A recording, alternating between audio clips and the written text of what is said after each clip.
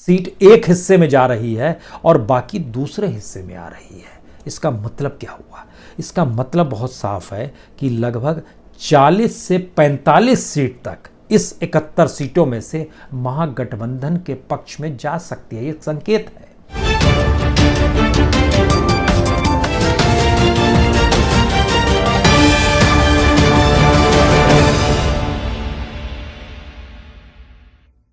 दोस्तों नमस्कार। दोस्तों, सामान्य तौर पर ऐसा होता नहीं है कि जब वोटिंग हो रही हो तभी चुनावी रैली हो जाए। क्योंकि बिहार में पहले चरण का मतदान आज पूरा हुआ, तकरीबन 1 करोड़ लोगों ने अपने वोट का इस्तेमाल किया। हालांकि वोटरों की कुल तादाद 1 करोड़ 91 लाख, 71 सीट, 16 जिलों की 71 सीटों पर वोटिंग हुई। और जो नहीं होता था वह इसलिए महत्वपूर्ण है क्योंकि जिस जिले में वोटिंग हो रही है, पटना जिले में जैसे 5 सीटों पर वोटिंग हो रही है और पटना में एक रैली भी हो रही है, और उस रैली में और दूसरा कोई नहीं, राज्य के मुख्यमंत्री हैं, देश के प्रधानमंत्री हैं। ऐसी स्थिति सामान्य तौर पर होती नहीं है, लेकिन यह हुई। सवाल इतना भर भी नहीं है कि किस रूप में रैलियों के जरिए और वहां बोले गए शब्दों के जरिए वोटरों के जहन में अपने आप को लेकर प्रेम जगाने की कोशिश है, या फिर विरोधियों पर निशाना साधकर विरोधियों को वोटर ना दे, इस दिशा में उनके भीतर एक नए तरीके की आक्रोश को जगाने की सोच है। कुछ भी हो सकता है। लेकिन बिहार में पहले चरण की वोटिंग सिर्फ रैली और वोटिंग के जरिए नहीं समझी जा सकती है, क्योंकि चुनावी रैली के वक्त प्रधानमंत्री जिस पे निशाना साधते हैं वो विरोधी है, आरजेडी के नेता हैं तेजस्वी यादव। जंगल राज के युवराज के तौर पर उनको सुशोभित करते हैं। मतलब बहुत साफ है, उनको वोट ना दें। लेकिन दूसरी तरफ तेजस्वी यादव कुछ नहीं कहते हैं, बल्कि प्रधानमंत्री के साथ केंद्र में सहयोग दे रहे एलजेपी के नेता चिराग पासवान निशाना साधते हैं नीतीश कुमार पर और कहते हैं वो जनरल डायर है। अब आप सोचिए कि प्रधानमंत्री जिसके पक्ष में खड़े होकर एक साथ मंच शेयर कर रहे हैं नीतीश कुमार, वो जनरल डायर उनके दूसरे सहयोगी द्वारा कहा जा रहा है। प्रधानमंत्री जिस पे निशाना साध रहे हैं वो शख्स खामोशी बरत रहा है, और खुद नीतीश कुमार बीजेपी के लिए किसी तरह का गुणगान मंच पर आकर भाषण में नहीं कर रहे हैं, बल्कि एक सामान्य तौर पर चीजों को ले रहे हैं। इसके मतलब क्या है?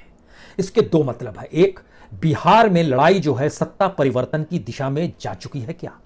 दूसरा पक्ष, जातीय समीकरण इस चुनाव में टूट चुके हैं क्या? यह इसलिए महत्वपूर्ण है क्योंकि पहली बार जिन 16 जिलों में 71 सीटों पर वोटिंग हुई है उसका पैटर्न बता रहा है कि जातीय समीकरण अब सिर्फ इस लिहाज से नहीं है जो 2015 में एक लिहाज से अगड़ी और पिछड़ी की लड़ाई के तौर पर था, जहां एक तरफ नीतीश कुमार और लालू यादव थे और दूसरी तरफ बीजेपी थी। हालांकि समीकरण साधने के लिए उस समय बीजेपी के पास रामविलास पासवान थे, उपेंद्र कुशवाहा थे, इस वक्त भी हैं, लेकिन अब जनता दल यूनाइटेड भी उनके साथ है, नीतीश कुमार भी साथ हैं। तो इस मुश्किल के प्रोसेस में यह पूरा चुनाव संयोग से किसी के पक्ष में हवा के बदले नीतीश कुमार के विरोध की आंधी के तौर पर धीरे धीरे बन चुका है।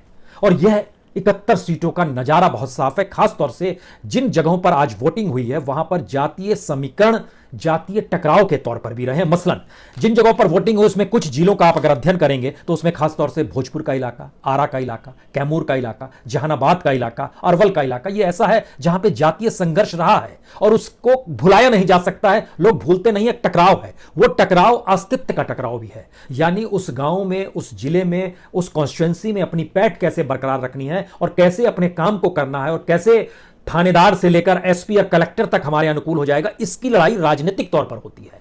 इसीलिए जाति अपनी जाति के लोगों को देखती है उम्मीदवार के तौर पर कि इसके जरिए थाने से लेकर कलेक्टर तक में उनके काम अनुकूल होते चले जाएंगे। लेकिन संयोग से नीतीश कुमार की सत्ता के दौरान में ये जातीय समीकरण गवर्नेंस के तौर पर टूट गए, जिसको ऊंची जाति बर्दाश्त नहीं कर पाई। अलग मसला है कि नीतीश कुमार के कामों का लाभ ऊंची जाति को बाखूबी हुआ है, लेकिन जिले दर जिले अगर देखते चले जाएंगे तो हर जिले में जातियों के समीकरण ऊंची जाति, पिछड़ी जाति, उसमें खासतौर से ओबीसी में दबंग के तौर पर यादवों की मौजूदगी और ऊंची जाति के तौर पर राजपूत और भूमियारों की मौजूदगी, ये बाखूबी हर जिले में नजर आएगा, जिस पैटर्न को हम आपको आज बताना चाहते हैं। लेकिन उससे पहले इन 71 सीटों का 2 सच जान लीजिए। 2015 में क्या था और इस बार कौन मैदान में था। 2015 की स्थिति बहुत साफ तौर पर यह थी कि उस पीरियड में सबसे ज्यादा सीटें जो जीती थी वह आरजेडी ने जीती थी 27 सीट। उसके बाद जनता दल यूनाइटेड उसके साथ थी, उसने जीती थी 18 सीट। सिर्फ इन 71 सीटों का हम जिक्र करें। बीजेपी ने जीती थी 13 सीट, कांग्रेस ने जीती थी 9 सीट और बाकी एक इंडिपेंडेंट थे, आरएलएसपी के थे, हम के थे, एमएल के थे, ये अलग अलग थे। एलजेपी लेकिन नहीं जीत पाई थी एक भी सीट इन 71 सीटों पर 2015 में। लेकिन सवाल इतना नहीं है। सवाल यह है कि अब अगर जब समीकरण बदले हैं तो मौजूदा वक्त में इन 71 सीटों पर 27 सीट आरजेडी की, 9 सीट कांग्रेस की, दोनों मिलाएगा तो 36 सीट पर उनके सिटिंग है। बड़ा क्लियर है। दूसरी तरफ जनता दल यूनाइटेड 18 सीटों पर जीती थी, बीजेपी 13 सीटों पर जीती थी, यानी 31 सीटों पर इनके सिटिंग है। और एलजेपी एक भी सीट नहीं जीती, आरएलएसपी एक जीती। लेकिन दूसरी तरफ सवाल था कि सेकंड नंबर पर उस समय कौन था, और उसमें बीजेपी अपने तौर पर 26 सीटों पर अगर दूसरे नंबर पर थी, जो जाहिर है उस समय रहना भी था, चूंकि अगर आरजेडी और जेडीयू उस समय जीत रही थी तो विपक्ष में तो बीजेपी ही थी। लेकिन बहुत बड़ी बात है कि उस समय एलजेपी 8 सीट पर और आरएलएसपी जो उपेंद्र कुशवाहा की पार्टी है वो 10 सीट पर दूसरे नंबर पर थी, जो आज की तारीख में नीतीश के विरोध में है, लेकिन बीजेपी के साथ खड़ी है। पहला हिस्सा यह हुआ जो कि पिछड़ों का भी एक आता है। हालांकि जीतन राम मांझी भी, उनकी पार्टी जो हम है, वह भी 8 सीटों पर दूसरे नंबर पर थी, लेकिन वह नीतीश के साथ है। उसके समीकरण के एंटी बीजेपी हैं, यह भी एक स्थिति है। यानी जाति के भीतर भी अब राजनीतिक समीकरणों के आधार पर चीजें इस दौर में वोटिंग के दौरान नजर पे आई है। और इस बार जो चुनाव मैदान में कितनी सीटों पर कौन लड़ रहा है, इसे जब देखेंगे तो सबसे ज्यादा आरजेडी 42 सीटों पर लड़ रही है, उसके साथ कांग्रेस 21 सीटों पर लड़ रही है, बीजेपी 29 सीटों पर लड़ रही है, जेडीयू 35 सीटों पर लड़ रही है। यानी जेडीयू के 18 जो सीटिंग है वह तो मान भी लीजिए, सपोज कीजिए कि वो जीत गई, तो उसके बाद वो कैसे जीतेगी बाकी 17 सीटें? 2 सीट उसको बीजेपी ने दी है जहां पर वो जीती हुई थी, बावजूद इसके दे दी। यहीं से असल खेल शुरू होता है कि बीजेपी का जो अपर कास्ट का वोट बैंक है जिले दर जिले, और नीतीश कुमार का जो अपना वोट बैंक है, वो कुर्मी वोट बैंक जो कहते हैं बिहार में 4% है, इन जगहों पर जब टटोलना शुरू कीजिएगा तो नीतीश कुमार की हथेली कई दृष्टि से खाली है जातीय समीकरण के लिहाज से। लालू यादव साथ में नहीं है, अपर कास्ट साथ नहीं दे रही है, तो कहां टिकेंगे? उपेंद्र कुशवाहा विरोध कर रहे हैं, एलजेपी विरोध कर रही है, कहां टिकेंगे? ये सवाल हो गया। और इसका अगला सवाल है, तो क्या ऐसे में बीजेपी अपनी सीटें बचा पाएगी? बीजेपी के साथ एलजेपी का साथ है बड़ी तादाद में। एलजेपी ने जो उम्मीदवार खड़े किए वो जनता दल यूनाइटेड के उम्मीदवारों के काउंटर में खड़े किए हैं। एलजेपी के सीट पर 6 उम्मीदवार ऐसे भी हैं इन 71 सीटों में से, जो 35 सीटें जनता दल यूनाइटेड के खिलाफ जो खड़े, 6 सीटें ऐसे भी हैं जो कि बीजेपी छोड़कर एलजेपी की सीट पर चुनाव लड़ रहे हैं। यानी बहुत क्लियर कट आइडिया हो गया। जनता दल यूनाइटेड की सीटें उन जगहों पर जहां पर वो जीती हुई थी पिछली बार, इस बार उसमें से 3 सीट ऐसी है जहां पे उसको बीजेपी का ही सामना करना है, जो एलजेपी की सीट पर लड़ रहा है। और दूसरी तरफ अपने तौर पर कौन है? वहां पर आरजेडी या कांग्रेस अपने तौर पर, ज्यादा बड़ी तादाद में आरजेडी ही खड़ी हुई है, क्योंकि आरजेडी 42 सीटों पर लड़ रही है। जातीय समीकरण के मद्देनजर अगर हम अलग अलग स्थितियों का आपसे जिक्र करें, क्योंकि अलग अलग जगहों पर अलग अलग सीटों में जो चुनाव हो रहे हैं, पहले उसको भी समझ लीजिए। भागलपुर में 2 सीट जो कि कहलगांव और सुल्तानगंज है, पिछली बार कांग्रेस और जेडीयू के हाथ में थी। इस बार सुल्तानगंज जनता दल यूनाइटेड के लिए मुश्किल सबब है, वो जीत पाएगी या नहीं जीत पाएगी। पिछली बार वो जीत गई थी। यहां पर कुर्मी, यादव, ब्राह्मण और राजपूत का समीकरण है, और इस समीकरण के काउंटर में जो अपने तौर पर विरोध करने वाली पार्टी है वो एलजेपी कहीं ज्यादा सक्षम तौर पर उभरकर सामने आ रही है, जो उसके लिए मुसीबत का सबब है। बांका की 5 सीट है। बांका की 5 सीटों में 3 सीटों पर जनता दल यूनाइटेड जीती थी। यहां पे उसकी स्थिति मजबूत है, चाहे वो अमरपुर का इलाका हो, चाहे वह घोरड़िया का इलाका हो जो कि सुरक्षित सीट है, या फिर चाहे वो बेलहर की सीट हो, स्थिति मजबूत है। लेकिन जातीय समीकरण इनको बेलहर में भी कहीं नुकसान ना पहुंचा दे, यह स्थिति भी उभर कर आ रही है। और यही स्थिति शायद इनके साथ अपने तौर पर घोड़ैया की सीट जो है वहां पर भी जुड़ रही है। हालांकि लास्ट टाइम घोड़ैया की सीट पर लगभग 20,000 वोट से इनके उम्मीदवार जीत गए थे। जनता दल यूनाइटेड का हम पहले इसलिए जिक्र कर रहे हैं क्योंकि यह पूरी तरह से नीतीश सेंट्रिक चुनाव हो गया है। लोगों के जहन में सवाल नीतीश को लेकर ज़्यादा है, वो अपर कास्ट हो, लोअर कास्ट हो। लोअर कास्ट में खास तौर से जो यादव ना कहें बल्कि जो दलित है, नीतीश कुमार को उन्हीं से आस थी जो इकोनॉमिक आर्थिक तौर पर पिछड़े हैं या फिर जो महादलित हैं। नीतीश कुमार का मानना था कि उनके लिए हमने काम किया है, वो वोट डालेंगे। महिलाओं को मानते थे कि उनकी वोटर है, वो उनके साथ रहेंगी, क्योंकि शराबबंदी से महिलाओं को बड़ी राहत मिली जिस तरीके से जो कुछ होता था। और वोटिंग पैटर्न में आज यह भी नजर आया कि महिलाओं ने पूरी तरीके से साथ नीतीश का छोड़ा नहीं है, लेकिन जो लड़कियां हैं, जो युवा हैं, जिनकी तादाद संयोग से काफ़ी ज़्यादा है, और इस 71 सीटों पर भी उनकी तादाद जो निकल कर आ रही है वो लगभग 45 लाख से ज़्यादा है, जो युवा तबका है। उनके भीतर सवाल एजुकेशन और रोजगार को लेकर ज्यादा, जिसका जिक्र नीतीश कुमार नहीं करते। और नीतीश कुमार ने जब यह कहा पैसा नहीं है तो कैसे हम रोजगार दे देंगे, और ये 10 लाख झूठ फरेब कर रहे हैं, यह भी लोगों को बहुत खलाया कि तुम्हारे साथ खड़ी बीजेपी जो है वह कह देती है, आप कह भी नहीं पाते। इसका मतलब स्थिति आपने वाकई नाजुक कर दी है, क्योंकि गवर्नेंस तो आपके हाथों में थी। यह युवाओं के भीतर के सवाल है, जो इसका मतलब है कि वोट पैटर्न जो 2010 में नीतीश के अनुकूल था वह अब अलग हो गया है। एक वक्त सड़क, पानी, बिजली का मुद्दा होता था, नीतीश सुशासन के तौर पर जीत जाते थे, लेकिन यहां बिल्कुल अलग चीज हो गई है। मुंगेर की 5 सीट, मुंगेर की 3 सीट, तारापुर, मुंगेर और जमालपुर, यहाँ पे तारापुर और जमालपुर की सीट जो है, जो कि खुद इससे पहले जेडीयू के पास रही हुई सीट है, उसमें तारापुर की सीट में मुश्किल की परिस्थिति में जेडीयू फंसी हुई है। लखीसराय में खासतौर से सूर्यगढ़ा और लखीसराय दो ही सीट है, ये दोनों सीटों पर जेडीयू कभी थी भी नहीं।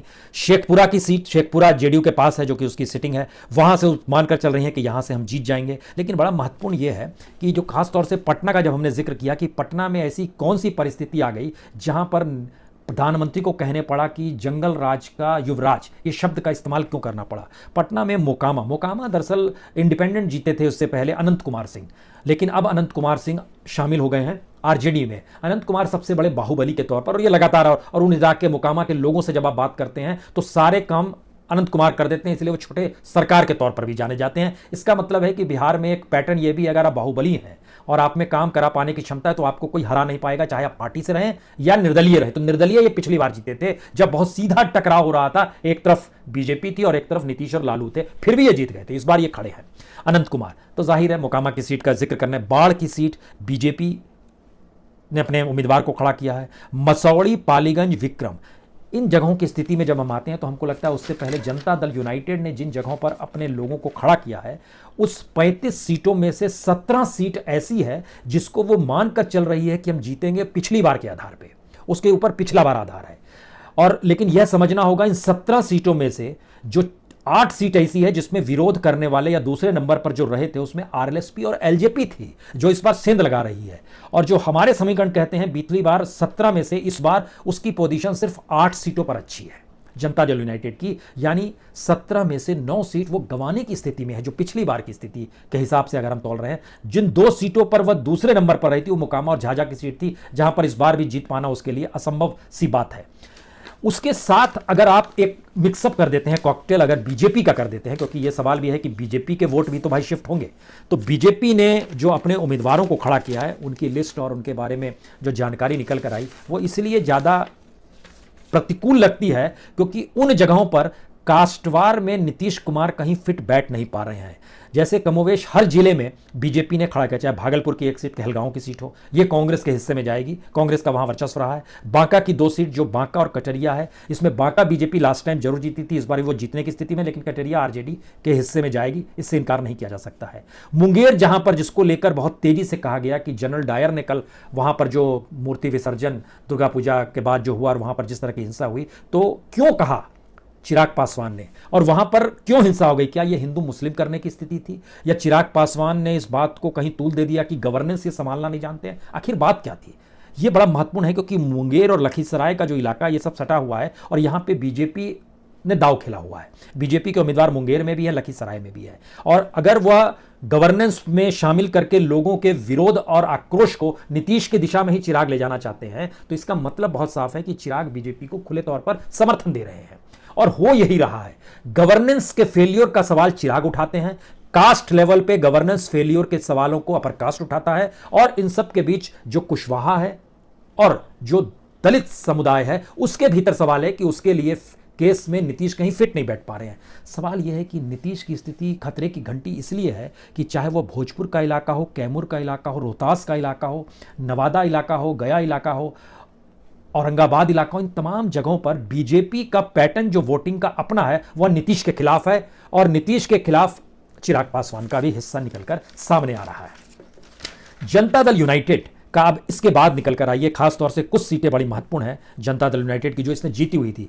जो हारी हुई सीट है उसमें बीजेपी के जरिए वो आएगी, यह इंपॉसिबल है। इसका मतलब बहुत साफ है कि नीतीश कुमार 17 सीट सोच रहे हैं कि हम चुनाव जीत जाएंगे, जिन सीटों पर 35 सीटों पर चुनाव लड़ रहे हैं। हमारा आकलन कह रहा है कि इसमें वह किसी भी हालत में 2 डिजिट छू जाए तो एक बड़ी बात होगी, यानी 10 सीट भी वो जीत जाए तो बड़ी बात होगी। दूसरी तरफ बीजेपी ये मानकर चल रही है कि लास्ट टाइम उसने जो 13 सीटें जीती थी वह 13 सीटों में से 2 सीट, हालांकि इस बार उसके 11 ही सीटिंग जगह पर हैं, 2 सीट बीजेपी के पक्ष में चली गई है, सॉरी जेडीयू के हिस्से में चली गई है, तो वह कम से कम 13 सीट तो जरूर जीतेगी। लेकिन यह स्थिति बतलाती है कि अगर वह 13 भी जीतती है तो दोनों मिला के 24 सीट ही होता है, और इसमें एलजेपी 3 सीटों पर मजबूत है यानी 27 सीट, 2 सीटों पर कुशवाहा मौजूद है यानी 29 सीट, यानी 71 में से 29 सीट एक हिस्से में जा रही है और बाकी दूसरे हिस्से में आ रही है। इसका मतलब क्या हुआ? इसका मतलब बहुत साफ है कि लगभग 40 से 45 सीट तक इस 71 सीटों में से महागठबंधन के पक्ष में जा सकती है। ये संकेत है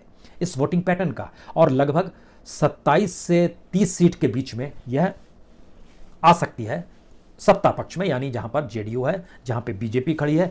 बीजेपी का यह दांव कितना भारी होगा, जहां पर उसने यह दांव खेल दिया है कि नीतीश के पक्ष में वोटिंग नहीं हो पा रही है, क्योंकि अगर आप स्थितियों को देखें तो राजपूत, भूमियार और यादव, इनका टकराव कमोवेश हर जगह आपको दिखाई देगा। कुर्मी की मौजूदगी जो है वो आपको भागलपुर में नजर आएगी, जो नीतीश के पक्ष में है, शेखपुरा में नजर आएगी, शेखपुरा की सीट जनता दल यूनाइटेड के पास है, वहां पर नजर आएगी। इसके अलावे जब आप सफर करना शुरू करेंगे तो हर जगह चीजें टकरा रही है राजपूत, भूमियार वर्सेस यादवों की। हम इस पैटर्न को भी आपको बताएं, उससे पहले दो बात, ये कैसी वोटिंग पैटर्न कैसे निकल कर आता है यह भी हम आपको जानकारी दें। उससे पहले और चीज समझिए कि जैसे भोजपुर का इलाका है, वहां पर राजपूत, भूमियार और यादव वर्चस्व की लड़ाई लड़ते हैं। बक्सर में राजपूत और ब्राह्मणों का वर्चस्व है, तो यहां पर बक्सर के इलाके में बीजेपी को आशा है कि वह चुनाव जीत जाएगी, लेकिन ब्रह्मपुर, बक्सर, डुमरांव और राजापुर, लेकिन जेडीयू को लग रहा है कि डुमरांव और राजपुर उसके हिस्से में आएगी। ये हो सकता है उसके हिस्से में, लेकिन राजपुर में उसकी स्थिति नाजुक है, क्योंकि वहां पर पिछली बार चूंकि साथ में लालू यादव थे यानी आरजेडी थी, तो वो राजपुर की सीट जीतेगी, सुरक्षित सीट है ये। लेकिन इस बार मुश्किल यह है कि उनके काउंटर में एलजेपी भी खड़ी है, कुशवाहा भी खड़े हैं। कैसी होगी चीजें, मिक्स कर जाएंगी। कैमूर बीजेपी का इलाका माना जाता है, लेकिन बीजेपी के पास इस बार संकट यह है कि पिछली बार बहुत शार्प तरीके से चीजें बट गई थी। कैमूर की 4 सीट जो रामगढ़, मोहनिया, भभुआ और चैनपुर में वोटिंग हुई है, ये चारों सीट पिछली बार बीजेपी ने जीती थी। लेकिन इस बार की मुसीबत उनके सामने यह है कि अब डाइवर्जेंट है, यानी एक तरफ जेडीयू भी अपने वोटरों को यह मैसेज दे रही है कि अगर बीजेपी के वोट ट्रांसफर नहीं हो रहे हैं तो हमारे वोट भी ट्रांसफर नहीं होने चाहिए। तो क्या यह संकेत है जिस बात को चिराग पासवान कह रहे हैं कि नीतीश हो सकता है चुनाव के बाद शिफ्ट कर जाए, इधर से उधर चले जाए, मुख्यमंत्री चाहे ना बने लेकिन शिफ्ट कर जाए, क्योंकि भविष्य की राजनीति भी तो करनी है। यह हो सकता है, इससे कोई इनकार नहीं किया सकता है। रोहतास की सीट में जो खास तौर से जो जनता दल यूनाइटेड के लिए करगहार है, जनता दल यूनाइटेड के लिए दिरारा की सीट है, इन जगहों पर, इन 2 सीटों पर वो मान रही है कि वो चुनाव जीतेगी। चिनारी, सासाराम, नोखा, डेरी, करावट, इन जगहों पर आरजेडी जीतेगी, ये लगभग तय माना जा रहा है। हम इस जिस वोटिंग पैटर्न का आपसे जिक्र करना चाह रहे हैं उसमें सबसे महत्वपूर्ण गया में खासतौर से राजपूत, भूमियार और यादव, राजपूत और भूमियार एक तरफ हैं। अब इसके वोटिंग पैटर्न पे आइए, ये बड़ा मैटर। जैसे गया की सीट में, गया में क्या है, जो वोटिंग पैटर्न निकल कर आया है कि 16% यादव और 17% मुस्लिम, यानी कुल 33% वोट जो है वह सीधे सीधे चला गया महागठबंधन की दिशा में, उनके उम्मीदवारों की दिशा में। लेकिन दूसरी तरफ राजपूत का भी 17% वोटर मैटर कर रहा है, भूमियार का भी 10% कर रहा है, और कायस्थ भी 11% है। इनको जब मिला दीजिएगा तो ये लगभग 38% हो जाएगा, यानी एक 33% वर्ष। अब यहां पर सवाल है कि जो दलित है 15%, वह वोट बटेगा क्या?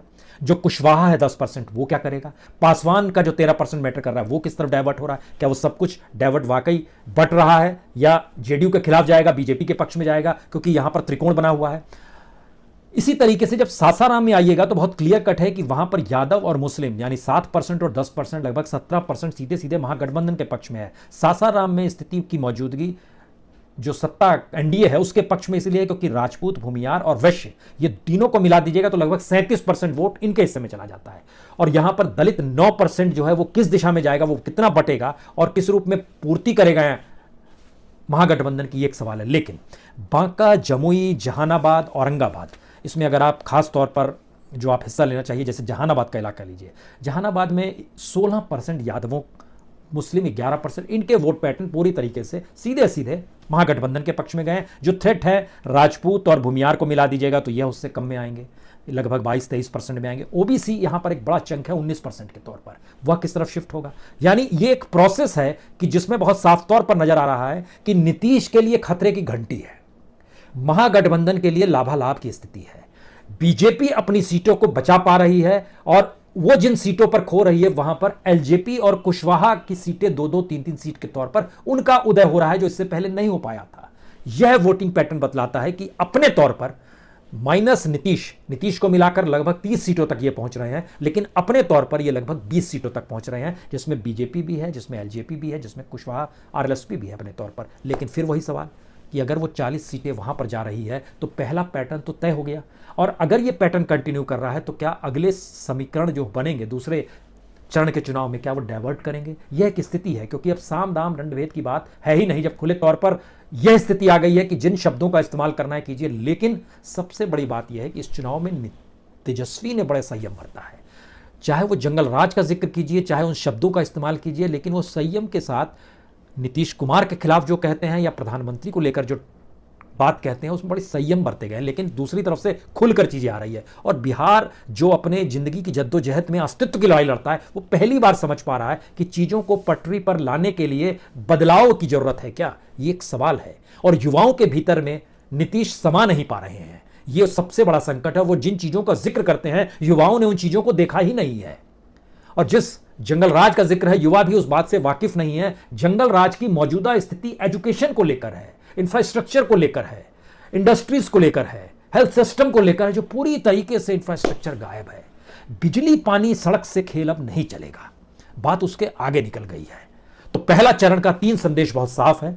ये पूरा चुनाव की वोटिंग जो है वो नीतीश सेंट्रिक हुई है। एक आंधी की तरह चीजें निकल रही हैं कि नीतीश को हराना है क्या, लेकिन किसी पक्ष में हवा नहीं है, यानी ये किसी को हराने का चुनाव है। दूसरी बड़ी बात, जातीय समीकरण आपस में ही टकराते हुए गठबंधन के खिलाफ खड़े हो रहे हैं, यानी गठबंधन चाहे नीतीश और बीजेपी का हो, लेकिन जातीय समीकरण इसकी इजाजत नहीं दे रहे, वो टकरा रहे हैं। और तीसरी स्थिति, यह संकेत है आने वाले दिनों के कि चुनाव के बाद की परिस्थितियां बिल्कुल अलग हो सकती है। बहुत बहुत शुक्रिया, बहुत बहुत शुक्रिया।